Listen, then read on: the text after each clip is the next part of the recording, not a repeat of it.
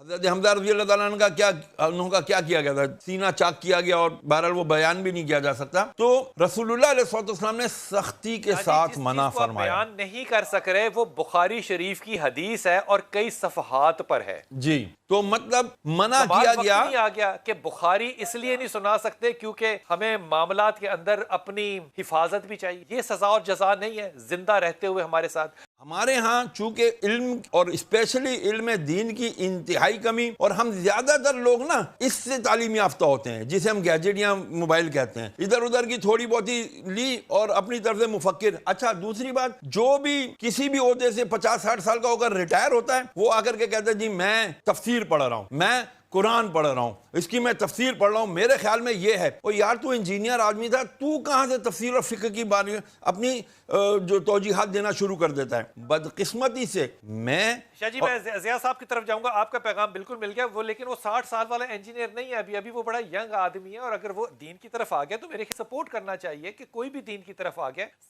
مطلب بات تو صحت مند ہے نا. یہ کوئی کسی نے کوئی میں کیا کہوں ٹھیکے کا لفظ نہیں استعمال کر سکتا کہ وہ نہیں پڑھ سکتا دین، یا وہ نہیں دین کی گفتگو کر سکتا. سب کا حق نہیں ہے میرے خیال میں، سب کی ضرورت ہے کہ ایسا کرنا چاہیے. ہاں جی، نیکسٹ سوال ہے. 21 دسمبر 2021 کو سما ٹی وی کے پروگرام قطب آن لائن میں ایک بریلوی مولانا صاحب نے آپ کی طرف اشارتاً گفتگو کرتے ہوئے کہا کہ بدقسمتی سے لوگ آج کل موبائل فون اور انجینئر سے علم دین سیکھ رہے ہیں. اس پر اینکر پرسن سید بلال قطب نے ان پر گرفت کی. اگر آپ نے وہ پروگرام دیکھا ہے تو پلیز اس پر رائے دے دیں. وہ پروگرام میں نے اس وقت تو نہیں دیکھا تھا، بعد میں مجھے حسن بھائی نے بتایا، ان کے بھی کسی دوست نے ان کو کہا کہ اس طرح تو انجینئر صاحب کا ذکر ہوا ہے اس پروگرام میں. تو مجھے پہلے ہی پتا تھا کوئی اچھے الفاظ میں تو نہیں ہوا ہوگا. ہم تو تیار ہوتے ہیں اس کے لیے، کوئی بڑی بات نہیں ہے. میرے بھائی پچھلے 100 سالوں میں 60,000 کتابیں اللہ کے نبی صلی اللہ علیہ وآلہ وسلم کے خلاف لکھی گئی ہیں. دنیا میں کسی انسان کے خلاف اتنی کتابیں نہیں لکھی گئی. اور ان 100 سالوں میں جتنی تیزی سے اسلام پھیلا ہے نا، کوانٹٹی کے اعتبار سے اس کی مثال آپ کو پچھلے 1200-1300 سال میں نہیں ملے گی. تو پروپیگنڈے سے فائدہ ہی ہوتا ہے. تو وہ پھر میں نے پروگرام سارا دیکھا. سب سے پہلے تو میں سید بلال قطب صاحب کو، میری 1-2 دفعہ فون پہ بھی ان سے بات ہوئی ہے، زیادہ کوئی لمبی گپ شپ نہیں، یہ نہیں ہے کہ ریگولر وہ رابطے میں. اور میرا خیال ہے اس بات کو ہوئے بھی کتنے مہینے گزر چکے ہیں، آلموسٹ شاید سال گزر چکا ہو. میں انہیں مبارکباد پیش کرتا ہوں کہ انہوں نے اس طرح کے پروگرام کنڈکٹ کرنے شروع کیے ہیں جس میں علماء کو بٹھا کر سینسٹیو ایشوز کے اوپر گفتگو کی جائے. یہ بہت ضروری ہے.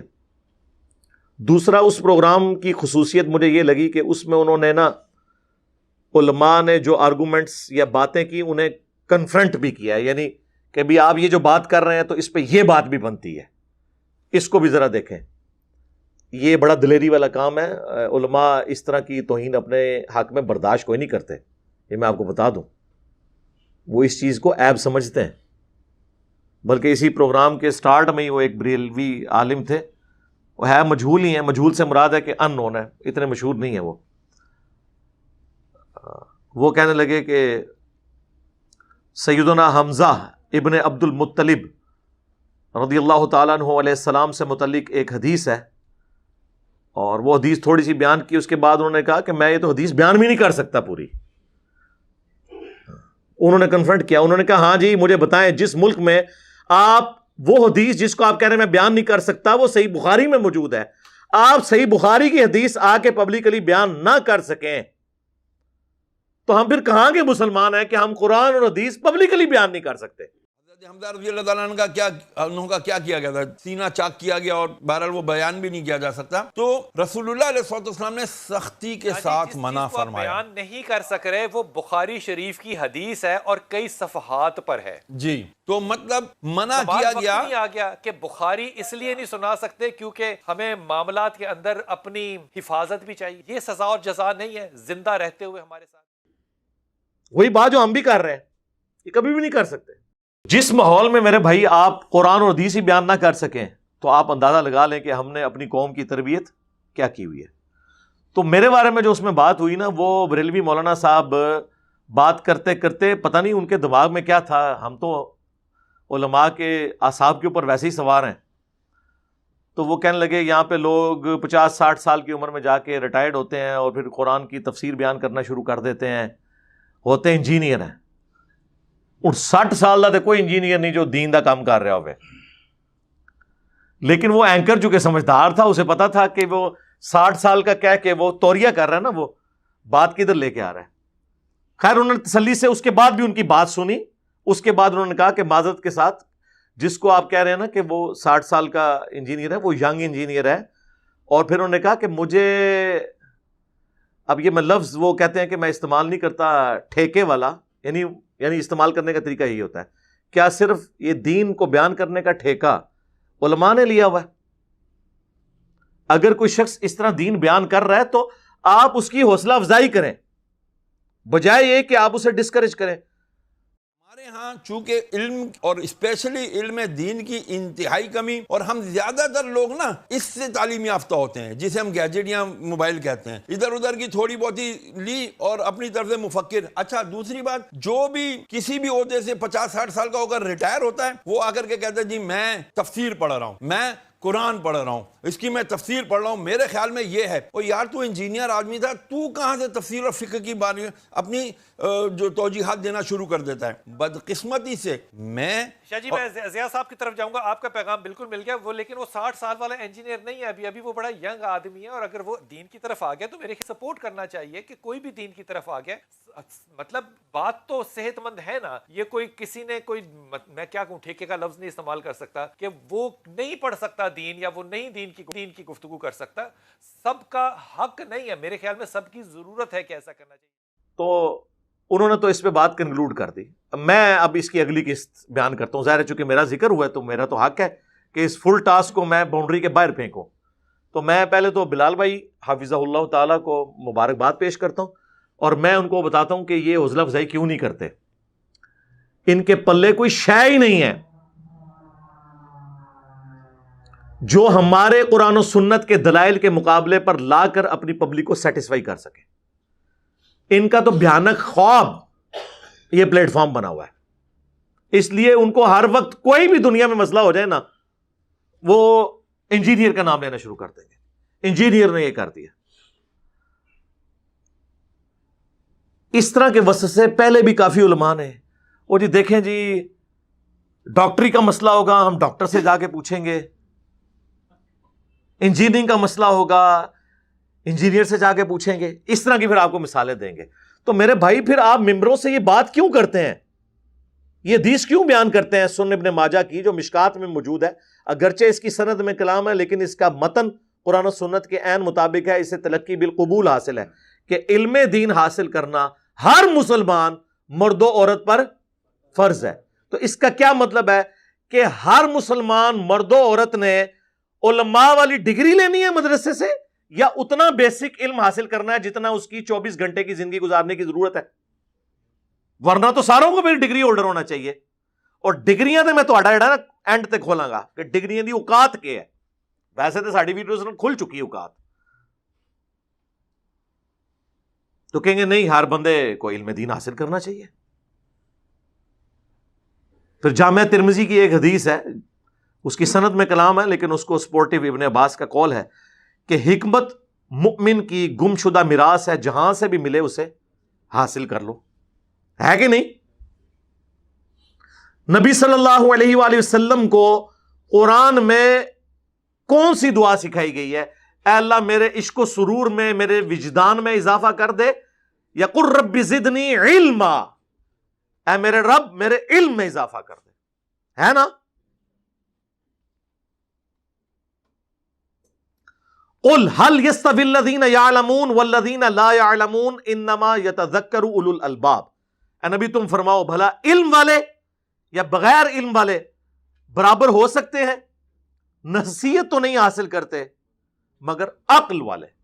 عشق دے چلے نہیں سر، نہ عقل والے. ਇਸ਼ਕ ਦੇ ਝੱਲੇ ਜਿਹੜੇ ਨੇ ਇੱਥੇ ਮੇਰੇ ਹੱਥੋਂ ਮਾਰੇ ਗਏ, ਅੱਗੋਂ ਫਰਿਸ਼ਤਿਆਂ ਦੇ ਹੱਥੋਂ ਮਾਰੇ ਗਏ। ਅਕਲ ਵਾਲੇ।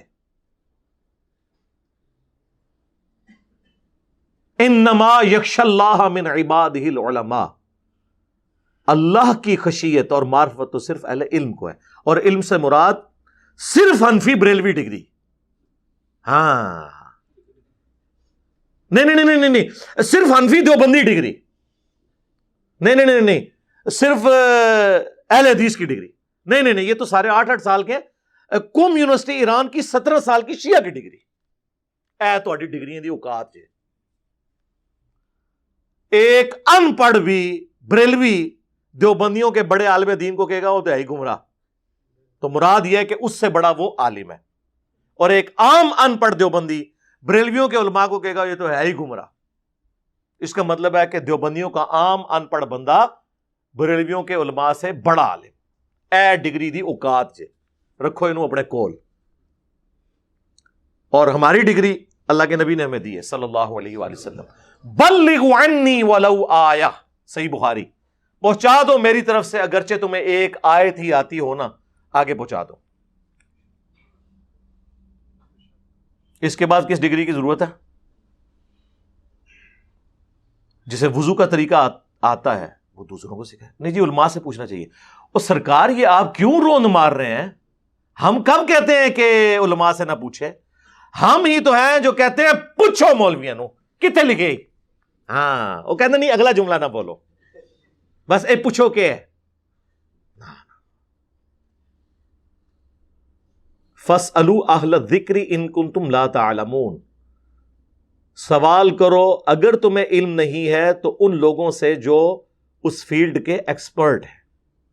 बिल्कुल भाई, निकाह तलाक का मसला होगा तो मौलवियों से पूछेंगे, लेकिन अगर कुरान हकीम में बायोलॉजी से मुतालिक, जियोलॉजी से मुतालिक, एस्ट्रोनॉमी से मुतालिक, फिजिक्स से मुतालिक 1000 के करीब साइंटिफिक फैक्ट्स के ऊपर, फिजिकल फिनोमेना ऑफ नेचर के ऊपर, कानून कुदरत के ऊपर आयात होंगी, तो सर उलमा को तो साइंस नहीं आती है, वो तो फिर हम गोरों से जाके पूछेंगे ना। तो आज तक किसी इंजीनियर डॉक्टर ने कहा कि उलमा से जाके कुरान की 1000 आयात के बारे में ना पूछो, ये तो जाहिल है। वो कहते हैं नहीं, पूछो, हो सकता है उन्हें पता हो और बता भी दें तुम्हें, लेकिन खुद से नहीं बता रहे होंगे। जाहिर है कि वो तो किसी साइंटिस्ट के इल्म से। तो फिर सर ये साइंटिस्ट का ही हौसला है ना, ठीक है ना, कि वो कहते हैं आप हमारा इल्म जो आपने हमसे हासिल किया है, हमसे डिग्री लिए बगैर आगे बयान करें। सर मैंने मैकेनिकल इंजीनियरिंग की हुई है, अगर कोई इंजीनियरिंग के ऊपर बात करता है और सही बात करता है, मैं कभी उसे डिग्री नहीं मानूंगा। ये हमारा हौसला है। मौलवी से पूछ लें कि अगर तू अपने घर का एयर कंडीशन लगवा रहा हो और एसी का जो इनर यूनिट है ये थोड़ा सा टेढ़ा लग जाए और देखने में नजर भी आ रहा हो, तो तुम कारीगर को ये नहीं कहते हो कि यार इसे जरा सीधा करके लगाओ, और आगे से अगर वो कारीगर कहे कि तेरे पास वो डिग्री नहीं है, फील्ड तो मेरी है। हाँ, तो कहना चाहिए ना। पंक्चर लगवाने जाते हैं मोटर बाइक का, आपने तो कभी पंक्चर नहीं लगाया, लेकिन आप उसे कहते हैं यार जरा देख ली कोई और ट्यूब भी पंक्चर ना होवे, वो डालने लगे तो आप कहते हैं टायर भी हाथ मार के चेक करी को कील ना लगा हुआ हो। आगे से वो कहे कि मेरा काम है या आपका काम है, जा तू स्पारे पढ़ाते रह जड़ा काम है, कहता कोई। इसका मतलब है कि वो पंक्चर लगाने वाला, वो एयर कंडीशन फिट करने वाला, वो मोची जो जूतियां गांठ रहा है और आपके मशवरों को अकोमोडेट कर रहा है, वो इन मौलवियों से बेहतर है। कम से कम कुत्ते की तरह पढ़ता तो नहीं ना, आगे से अकोमोडेट करता है ना। ये तो नहीं कहता तेरी फील्ड नहीं है, कॉमन सेंस की बात है, लेकिन common sense is not so common. Common sense common तो नहीं होता। तो ये तो फिर उन लोगों का हौसला है कि वो कबूल करते हैं। मैं आपको बताऊं, मैं मैकेनिकल इंजीनियरिंग के दौरान मैं टॉपर्स में से था। मुझे नहीं याद पड़ता कि कोई दिन गुजरे ऐसा जिसमें मैंने किसी उस्ताद की गलती भरी क्लास में ना निकाली हो, अदब के दायरे के अंदर, कि सर ये इस तरह नहीं, ऐसे। और मुझे नहीं याद पड़ता कि उन 5 सालों में कभी किसी उस्ताद ने मुझे डांटा हो, यही कहा कि बेटा थैंक यू। ये क्या कहते हैं, थैंक यू, चुप के बाहर सुटो इन्हों। यदि जुर्रत सानू पूछ रहे یعنی آپ دیکھیں کہ دنیاوی ٹیچرز میں اتنا حوصلہ ہے جو ان مولویوں میں نہیں ہے. پھر کہتے ہیں نہیں ہماری عزت نہیں ہے. بھئی عزت کرواؤ نا. اور مجھے یہ بتائیں آج تک آپ کسی آنکھ کے اسپیشلسٹ کے پاس گئے ہوں آنکھ کا علاج کروانے, اور وہ آپ کو آگے سے یہ مشورہ دے کہ یار یہ آپ کی آنکھ ٹھیک ہو جائے گی, لیکن دائیں آنکھ ٹھیک کرنے کے لیے آپ کا دایاں پاؤں کاٹنا پڑے گا, تو آپ کیا کہیں گے ٹھیک ہے فرما دیا, اسپیشلسٹ نے فرما دیا ہے, لات بٹوا لو گے؟ کیا کہو گے کہ یار اتنی تو عقل مجھے بھی ہے کہ آنکھ کے لیے مطلب پاؤں کو کاٹنا پڑے گا. آپ کسی دوسرے کے پاس جائیں گے, تیسرے کے پاس جائیں گے تو پتہ چل جائے گا کہ یہ ڈنگر ہے, یہی پتہ چلے گا نا. تو علماء کے مسئلے میں بھی جب ایاک نعبد و ایاک نستعین کے بعد آپ بابوں کو پکارنا سن رہے ہوتے ہیں تو اس وقت آپ کی عقل کیوں نہیں کام کرتی کسی دوسرے کی بھی بات سنیں کہ وہ کیا کہتا ہے اس مسئلے میں, کہ واضح لکھا ہوا ہے کہ عبادت اللہ کی کرنی ہے, مدد اسی سے مانگنی ہے. ادھر جب آپ کو مولوی کہانی کراتا ہے جی روٹی امی سے نہ مانگیں, بھئی کس نے کہنا مانگ؟ قرآن میں لکھا ہوا ہے کہ مانگ ماں سے. وَتَعَاوَنُوا عَلَى الْبِرِّ وَالتَّقْوَى وَلَا تَعَاوَنُوا عَلَى الْإِثْمِ وَالْعُدْوَانِ. نیکی اور پرہیزگاری کے کاموں میں ایک دوسرے کی مدد کرو, برائی میں الگ رہو. لیکن دعا مانگنا یہ ظاہری اسباب تو ٹھیک ہے, دعا صرف اللہ کے ساتھ خاص ہے. بارش کون برساتا ہے؟ اللہ. ڈیوٹی کس کی؟ فرشتوں کی. تو بارش کس سے مانگیں گے؟ اللہ سے. فرشتوں سے مانگیں گے مشرک. اور یہ قرآن کا فتویٰ ہے. اَمَّن يُجِيبُ الْمُضْطَرَّ إِذَا دَعَاهُ وَيَكْشِفُ السُّوءَ وَيَجْعَلُكُمْ خُلَفَاءَ الْأَرْضِ. بھلا بتاؤ تو کون ہے جو مشکل اور پریشانی میں گھرے ہوئے شخص کی فریاد کو سنتا ہے, اس کی تکلیف اس سے دور کر دیتا ہے, تمہیں اگلوں کا خلیفہ کرتا ہے اس زمین پر. اِلَٰهٌ مَّعَ اللَّهِ. کیا اللہ کے ساتھ کوئی اور معبود بھی ہے جس کی یہ کوالٹیز ہوں؟ قلیلا ما تذکرون. بہت کم ہی نصیحت حاصل کرتے ہو. یعنی اللہ تعالیٰ نے فرمایا جس کے بارے میں تمہارا یہ عقیدہ ہے نا کہ تمہاری دعا کو سن کے تمہاری تکلیف دور کر دے گا, گویا تم نے اسے رب مان لیا. ظاہری اسباب تو آپ کافر سے بھی لے لیں. بخاری مسلم میں حدیث ہے نبی علیہ السلام نے تو یہودیوں سے بھی لین دین کیا. اپنی وفات کے وقت بھی آپ علیہ السلام کی جو زرہ ہے وہ گروی رکھی ہوئی تھی ایک یہودی کے پاس. ظاہری اسباب تو اولیاء چھڑ دو, کافروں کو بھی لبو, لیکن دعا صرف اللہ ہی سے. اس طرح کون آپ کو سمجھائے گا میرے بھائی؟ یہ کیسے سمجھا سکتے ہیں؟ یہ تو اپنے فرقوں کی حفاظت میں لگے ہوئے ہیں. اور میں ان کی وہ ساری چور راستے جانتا ہوں جس سے یہ بھاگتے ہیں. دوسری طرف صحیح بخاری میں آپ حدیث دیکھیں, شیطان نے انسانی شکل میں آ کے حضرت ابو ہریرہ کو آیت الکرسی کا وظیفہ دیا. لمبی حدیث ہے. نبی علیہ السلام نے بعد میں بتایا کہ یہ 3 دنوں سے جو مہمان آ رہا تھا نا وہ شیطان تھا, لیکن اس نے یہ بات سچی کی تم سے کہ جو رات کو آیت الکرسی پڑھ کر سو جائے صبح تک ایک فرشتہ اللہ کی طرف سے حفاظت پہ مامور ہوتا ہے. جھوٹا تھا, بات سچی کی. تو ہمارے پیغمبر صلی اللہ علیہ وآلہ وسلم کی یہ تعلیمات ہیں کہ شیطان بھی اگر بات سچی کرے تو اس کی تصدیق کرو, سوائے انجینئر صاحب کے. یہ بریکٹ میں تو بات کہاں سے شروع ہوئی تھی؟ ان کی ڈگریوں کی آپ حالت دیکھ لیں, جو جس قسم کا یہ علم بیان کر رہے ہیں اور جس قسم کی یہ باتیں آ کے کرتے ہیں. علمی دلائل میں بات کرو. اگر کوئی پرائمری اسکول کا بچہ آ کے آپ کو یہ کہے کہ مولانا سورۃ البقرہ کی آیت نمبر 279 میں لکھا ہوا ہے کہ سود کھانے والے سے اللہ اور اس کے رسول کی جنگ ہے, عز و جل و صلی اللہ علیہ وآلہ وسلم, آگے سے مولانا یہ جواب دے گا بیٹا آپ پاس ڈگری ہے تو چونکہ آپ کے پاس ڈگری نہیں ہے لہٰذا میں نے قرآن کی آیت بھی نہیں ماننی. اگر یہ بات کوئی مولانا کرے تو اس کا کیا مطلب ہے؟ وہ کافر ہو گیا. قرآن کی آیت نہ مان کے اسے چاہیے کہ وہ 279 پڑھ لے, اگر لکھا ہے تو مان لے. بٹ کی سپیلنگ BAT بٹ ہے, BUT بٹ ہے, اور BUT بٹ اور PUT پٹ نہیں ہوتا. PUT پٹ کیوں ہوتا ہے؟ یہ آکسفورڈ کی ڈکشنری بتاتی ہے یا کوئی انگلش کا مولانا بتاتا ہے؟ اور آج تک کوئی انگلش کا مولانا نہیں جو اختلاف کر جائے اس بات کے ساتھ. اس کی جرت نہیں ہے کہ اپنی کتابوں کے ساتھ غداری کرے. لیکن قرآن و سنت کے ساتھ غداری کون کرتا ہے؟ ہمارے علماء. ممبر پہ چڑھ کے جو مولوی آپ کو یہ کہے کہ قرآن و حدیث ڈائریکٹ نہ پڑھنا گمراہ ہو جاؤ گے. اتنی غداری کبھی کسی ریلیجن کے ماننے والوں نے اپنے دین کے ساتھ کی ہے؟ اگر آپ کے علم میں ہے تو مجھے بتا دیں. یہی لوگ غداری کرتے ہیں. فلانا ڈگری لے کے آئے گا. اور ڈگریوں کی کیا اوقات ہے؟ تم ایک دوسرے کی ڈگریوں کو نہیں مانتے ہو, ایک دوسرے کا ایمان نہیں مانتے ہو, اسلام نہیں مانتے ہو. عرض کر دیں پھر 1905 میں احمد رضا بریلوی صاحب نے حسام الحرمین لکھی, اس کا نام رکھا حرمین کی تلوار, اور اس میں انہوں نے 5 علماء کو, جن میں سے ایک غلام احمد قادیانی دجال تھا, اور 4 علماء دیوبند کو کافر ڈکلیئر کیا, اور اینڈ پہ لکھا ان کے کفر میں شک کرنے والا بھی کافر ہے. یعنی سارے دیوبندیوں کو انہوں نے کافر ڈکلیئر کیا.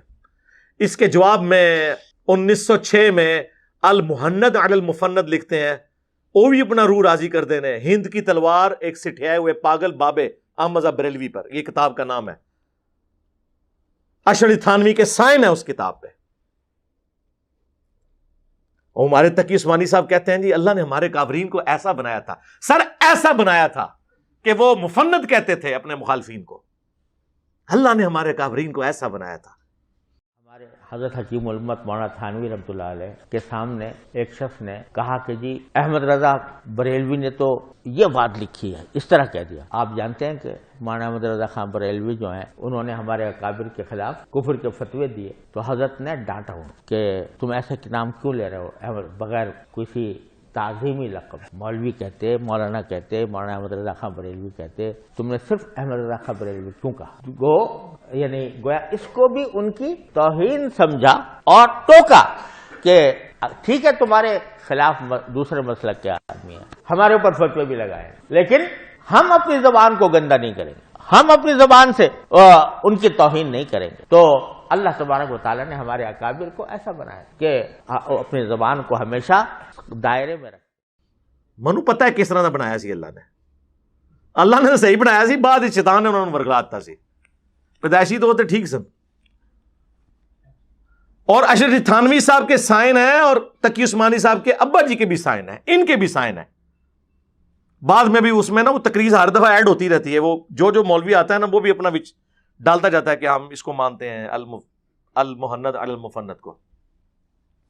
وہ بہت کم مفتی ہیں جو کہتے ہیں کہ ہم ڈگری کر کے فارغ بھی ہو گئے تھے, ہمیں نہیں پتا تھا اس میں کیا لکھا ہوا ہے. میں نے تو اپنی زندگی میں اب تک, حالانکہ میں تو درس نظامی میں نے پڑھا ہے, میں نے المحند المفند کا ہمیں تو پتہ بھی نہیں تھا اس میں کیا لکھا ہوا ہے. یہ قصے پرانے ہو چکے تھے, یہ بحثیں ختم ہو چکی تھی, نئے سرے سے ایک پرانے قصے اٹھا کے امت میں آگ لگا.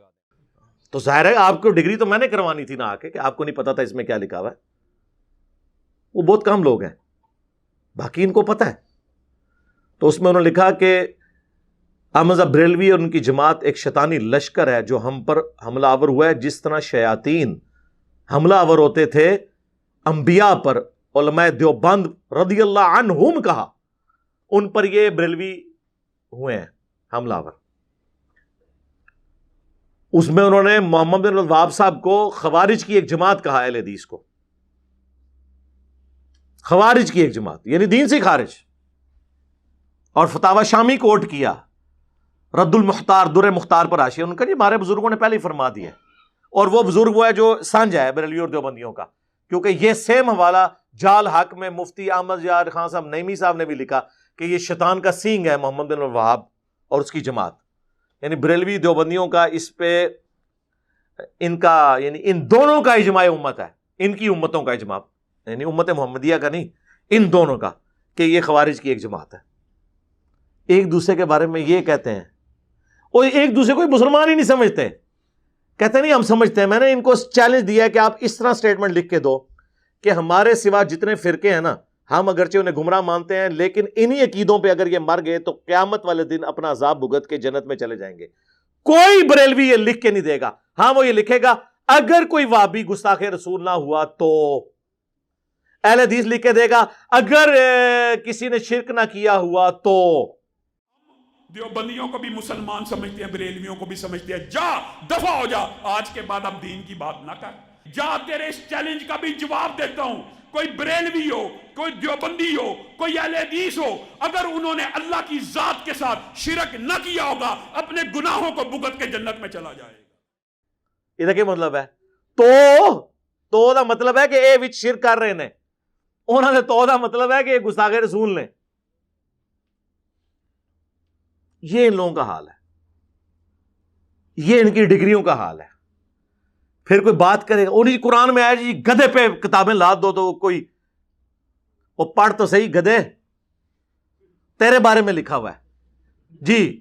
سورہ الجمعہ میں اللہ نے یہود کی مثال دی ہے کہ ان کی مثال ان گدھوں کی مانند ہے کہ جس گدھے پر کتابیں لاد دی جائیں تو جس طرح گدھا کتاب کو اپنی پیٹھ سے اتار کر پڑھ کر اس پر عمل نہیں کر سکتا, یعنی علماء یہود کہ ان کی کتابوں میں لکھا ہوا تھا کہ پیغمبر آخر الزماں صلی اللہ علیہ وآلہ وسلم نے آنا ہے, اس کے باوجود انہوں نے اپنی اس کتاب سے استفادہ کر کے اس پیغمبر کو نہیں مانا, لہٰذا یہ ان گدھوں کی مانند ہیں. جس طرح گدھے کے اوپر کتاب لاد دینا تو اس سے فائدہ نہیں لے سکتا.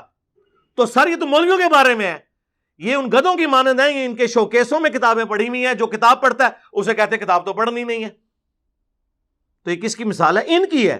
ہم تو کہہ رہے ہیں بار بار کہ نہ میں وابی نہ میں بابی, میں ہوں مسلم علمی کتابی. مرنے سے پہلے اے مسلمان کر لے اس پہ غور, کتابوں کا خدا اور ہے, بابوں کا خدا اور. تو یہ کتابیں میں نے تو نہیں لکھی ہے, یہ بخاری میں نے لکھی ہے, مسلم میں نے لکھی ہے. قرآن کو آپ نہیں مانتے کیا؟ ہو جی قرآن میں لکھا ہوا ہے کہ قرآن پڑھ کے لوگ گمراہ ہو جائیں گے. استغفر اللہ. جس کا یہ عقیدہ ہے نا کہ قرآن کتاب گمراہی ہے وہ پکا کافر ہے. یعنی آپ ایک کافر کو کہیں گے یہ وہ کتاب ہے, اس کو پڑھ کے 50-50 چانس ہے, یا تو گمراہ ہو جائے گا یا ہدایت پہ آ جائے گا. وہ کہے گا بھائی سائڈ تے رکھ, قرآن تو نہیں کہہ رہا. قرآن کہہ رہا ہے ہدی للناس وبینات من الہدی والفرقان. یہ پوری انسانیت کے لیے ہدایت ہے, صرف مسلمانوں کے لیے نہیں. اس میں ہدایت کے روشن دلائل ہیں اور یہ حق اور باطل میں تمیز کرنے والی کتاب ہے. اور سیم الفاظ نبی الاسلام کے لیے آئے ہیں صحیح بخاری میں, محمد فرق بین الناس, محمد لوگوں میں حق اور باطل میں فرق ہے. امام حنیفہ فرق نہیں ہے میرے بھائی, شیخ عبد القادر جیلانی فرق نہیں ہے میرے بھائی. فرق وہ ہے جس کی قبر مدینے میں ہے صلی اللہ علیہ وآلہ وسلم. جی قرآن میں آیا جی سورۃ البقرہ میں یضل بہ کثیرا ویہدی بہ کثیرا. او بھائی پوری آیت پڑھ, تیرے بارے چ ہے. وہ سٹارٹ اس بات سے ہو رہا ہے, اللہ تعالیٰ فرماتا ہے اللہ تعالیٰ اس بات سے حیا محسوس نہیں کرتا کہ وہ مچھر کی مثال بیان کرے یا کسی حقیر چیز کی. یعنی اللہ کو یہ نہیں ہے کہ میں اپنے کسی کوئی اتنی زیادہ بڑی علمی بات کر کے روپ ڈالوں. میں آسان پیرائے میں بات کرتا ہوں کیونکہ یہ کتاب میں نے ہدایت کے لیے کتاب بنائی ہے, ایک پڑھے لکھے کے لیے بھی, ایک ان پڑھ کے لیے بھی, ایک ڈاکٹر انجینئر کے لیے بھی, ایک ریڈی بان اور موچی کے لیے بھی. تو اللہ تعالیٰ فرماتا ہے کہ ہم تو کوئی اس میں شرم محسوس نہیں کرتے کہ ہم مچھر کی مثال بیان کریں. وہ کہتے تھے نا جی سورۃ العنکبوت میں مکڑی کی مثال آئی, سورہ الحج میں مکھی کی مثال آئی, اللہ اتنا بڑا ہے, چھوٹی چھوٹی مثالیں کیوں دیتا ہے؟ جس طرح ہم پہ بھی کہتے ہیں نا یہ پنجابی دے لفظ وچ کیوں بول رہا ہے. ہاں بھائی میرا مقصد بات سمجھانا ہے, چاہے میں پھکی بول کے سمجھاؤں, اینٹی وینم بول کے سمجھاؤں, الزامی جواب بول کے سمجھاؤں, یہ میرا رائٹ ہے. ولگر لفظ کوئی نہیں ہوگا, یہ ذہن میں رکھیں. پھکی تو سارے کھاتے ہو نا, علمی آزمی والی پھکی جڑی جہلم شریف تو ملتی ہے, تو پیٹ والی جڑی ہے گولڈا شریف تو ملتی ہے. گولڈا شریف کی پھکی مشہور ہے پیٹ والی. تو اس میں اللہ تعالیٰ ہمارا کہ اللہ اس بات سے حیا محسوس نہیں کرتا کہ وہ اس طرح کی مثالیں بیان کرے. اور پھر اللہ تبارک و تعالیٰ نے اس کے ساتھ یہ ایڈ کیا کہ اللہ تعالیٰ جسے چاہتا ہے اس کے ذریعے ہدایت دیتا ہے اور جسے چاہتا ہے گمراہ کر دیتا ہے. کسے؟ وَمَا يُضِلُّ بِهِ إِلَّا الْفَاسِقِينَ. اس سے گمراہ نہیں ہوتے مگر فاسق لوگ. وہ کیسے گمراہ ہوتے ہیں؟ قرآن حکیم میں کئی جگہ آیا ہے, سورۃ الانفال میں, سورۃ الاحزاب میں, کہ جب بھی قرآن نازل ہوتا ہے نا تو صحابہ کہتے ہیں ہمارا تو ایمان ہی بڑھتا ہے اور کافروں کی سرکشی میں اضافہ ہوتا ہے. سورہ بنی اسرائیل میں آیا کہ جب جب ہم نے آیات نازل کی ان کی سرکشی میں اضافہ ہوا. کیوں؟ قرآن کا قصور ہے؟ نہیں, نہ مان کے. جب بندے نے نہ ماننا ہونا تو اچھی بات بھی بری لگ رہی ہوتی ہے. آپ کا پولیٹیکل لیڈر مخالف پارٹی کا ہونا, اس کی اچھی بات بھی آپ کو بری لگے گی. دل مان رہا ہوگا کہ اچھی ہے، لیکن آپ کہیں گے نہیں میں نے نہیں ماننی. دنیا میں کہا جاتا ہے نا مثال کے طور پر کہ بارش اگر اچھے جگہ پر پڑے تو وہاں سے پھول اور سبزہ اگتا ہے، اور اگر گندگی کے ڈھیر پہ پڑے تو مزید گندگی پھیلتی ہے. بارش کا قصور نہیں، اس گندگی کا قصور ہوتا ہے. سمجھ آئی؟ وما یضل بہ الا الفاسقین. تو یہ آندہ کوئی بات کرے، یقین کرے اگر ہم حکومت میں ہوں نا تو ہم قاضی کو بٹھا کے ایسے لوگوں کی زبانیں کھنچوا دیں جو یہ کہیں گے قرآن گمراہ کرنے والی کتاب ہے. نعوذ باللہ. شرم کریں، کتنا بڑا کفر بک رہے ہیں آپ. ہدایت کی کتاب کے بارے میں یہ کہہ رہے ہیں اور اس بات کو آؤٹ آف کانٹیکسٹ پیش کر رہے ہیں. اللہ نے کہا جو کتاب کو نہیں مانتا نا اس کی گمراہی میں اضافہ ہوتا ہے، اور جو مان لیتا ہے اس کے ایمان میں اضافہ ہوتا ہے. تو جس کی گمراہی میں اضافہ ہونا ہے وہ پھر کیا اعتراض کرتا ہے کہ قرآن میں مکھی کی مثال کیوں آئی؟ تو جو مان رہا ہوتا ہے وہ یہ ٹانٹ کرتا ہے اللہ کو. تو اللہ فرماتا ہے یہ جو میں مکھی اور مچھر کی مثالیں آئی ہیں نا یہ اسی لیے ہیں کہ چونکہ تم نے ماننا نہیں ہے، نہ مانو، گمراہ ہو، کفر کی موت مر جاؤ.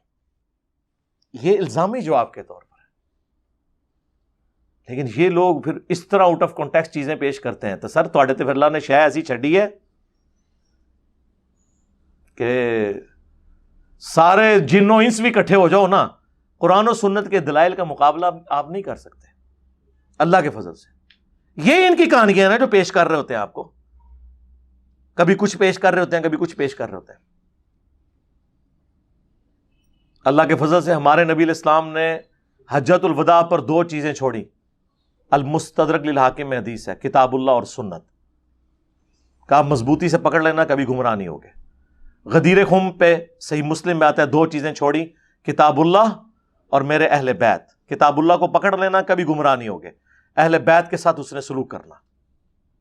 اللہ کے فضل سے پوری زندگی تقریر کی. صحیح مسلم حدیث ہے، اما بعد فإن خیر الحدیث کتاب اللہ. آگاہ ہو جاؤ سب سے بہترین کلام اللہ کی کتاب ہے. وخیر الہدی ہدی محمد صلی اللہ علیہ وآلہ وسلم. سب سے ہدایت یافتہ راستہ محمد صلی اللہ علیہ وآلہ وسلم کا ہے. بدترین کام وہ ہیں جو دین میں خود سے داخل کیے جائیں. یہ تمام کام بدعتیں ہیں، تمام بدعتیں گمراہیاں ہیں، اور تمام گمراہیاں جہنم میں لے جانے والی ہیں. اور وصی چھوڑا قرآن. بخاری مسلم میں آتا ہے عبداللہ ابن ابی اوفا سے پوچھا گیا نبی علیہ السلام نے کسی کو وصی بنایا تھا؟ انہوں نے کہا کہ ہمیں اللہ کے نبی علیہ السلام نے کتاب اللہ کے مطابق چلتے رہنے کی وصیت کی تھی.